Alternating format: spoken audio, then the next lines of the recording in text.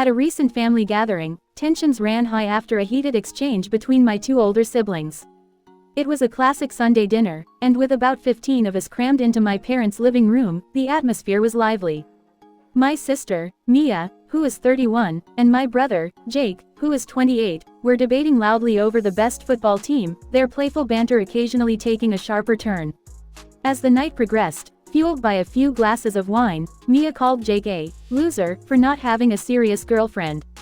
The room fell silent, Jake's face turned red, and although he often brushed off her comments, this one hit differently. It wasn't just the insult, it was the embarrassment of being called out. I felt the need to intervene, reminding Mia that her words were hurtful and unfair. But she shrugged it off, claiming it was just teasing, and that everyone already knew Jake was single. In a moment of defensiveness, I shot back, "You know, Mia, people also know how you throw yourself at every guy you meet at the bar. That's not exactly commendable either." The room went cold. To my surprise, my words had not just embarrassed Mia, but her boyfriend, Tom, who was sitting beside her. After a brief stunned silence, Tom stood up, collected his things, and walked out with a disappointed glance at Mia. She followed him, and tension hung in the air like a dark cloud. I glanced at our cousins, who uncomfortably shifted in their seats, while our parents exchanged worried looks. The dinner took a nosedive into awkward silence.